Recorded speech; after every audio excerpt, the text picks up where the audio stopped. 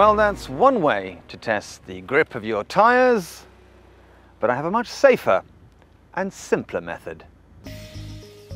Last year in the UK, 1,168 of us were injured in car accidents where faulty tyres were a contributory factor. 228 of us suffered serious injuries, and sadly, 36 of us died because the tyres on our cars were not properly maintained. For the 43 million drivers in the UK, that should be a sobering thought. Our life literally depends on those 4 rings of black rubber.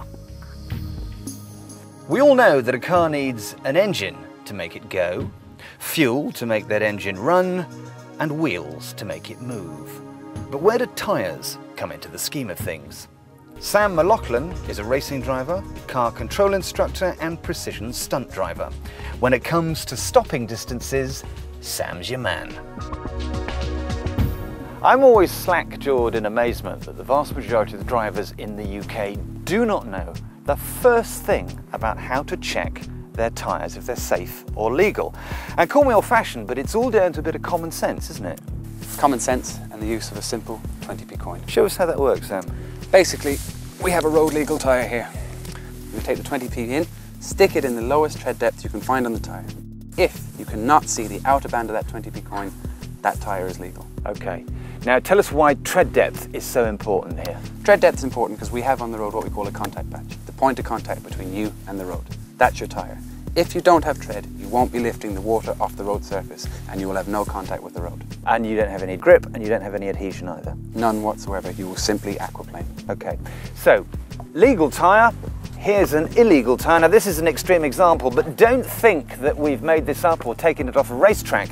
This is an actual tyre that came into a tyre depot in Uxbridge on a family car, family man, kids. He'd been driving round with this on public roads, which is just completely inexcusable. But here you go, just for the effect. This tyre is an absolute disgrace. We can take the coin and we can put it anywhere we want. If I hold it there, you can clearly see that outer band. This tyre is 100% illegal. So when you're checking, you've also got to make sure you do it around the tyre because you could have flat spots and things like that. Exactly. So look, this is not technical, this is not difficult. You do not need to be Stephen Hawking to know how to do this. But if you are in any doubt at all, take your car into a local tyre depot, get it checked by an expert, and do not, emphatically do not ever drive around in a car with tyres like this. And to actually see the difference, we need to do some testing. We're going to simulate some emergency stops in the wet. This is a familiar family car. There are literally hundreds of thousands of hatchbacks like these all over the UK. It's front-wheel drive and has a raft of safety features like ABS, ESP, disc brakes and airbags. So far so good. Our test track has been dampened to recreate typical UK road conditions on a rainy day. Sam is now going to do 2 emergency stop braking distance tests. Now on the first run he'll be using legal but worn tyres with 2 millimeters of tread depth. On the second run he's going to be using illegal tyres with 1 millimeter of tread depth. Now that might not sound a great difference. Watch, you might be surprised. Okay, let's go. When Sam reaches this marker, he'll be travelling at 50 miles an hour. He then brakes hard and hopefully won't hit the cones, which represent a stationary car in front or a pedestrian crossing the road. First up, it's the legal tyres.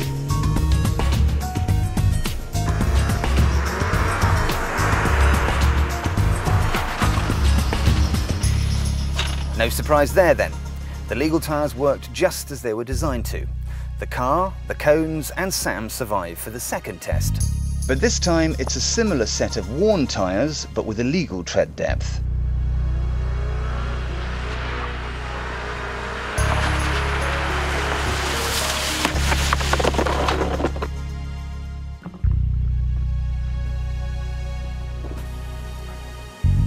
Well, that felt like a big distance to me, maybe 3 car lengths. Someone from Tyre Safe is going to come up and tell us exactly what it was.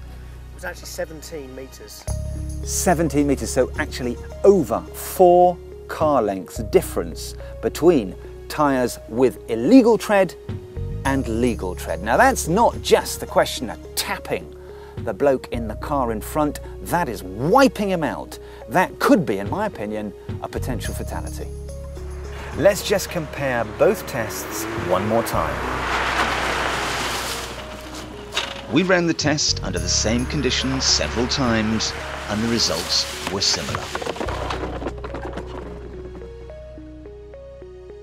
So here's the bottom line. No matter how good your car is, no matter how good a driver you are, as Sam has just very frighteningly proved, when it comes to running a car on worn tyres, stopping distances are alarmingly longer. So remember the 20p test.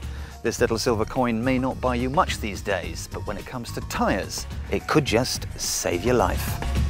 Here's how you can do the 20p test. Insert a 20p coin into the main tread grooves.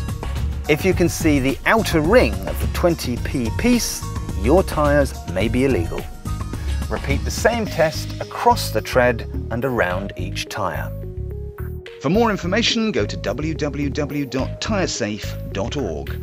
That 20p piece could just be a lifesaver in your pocket.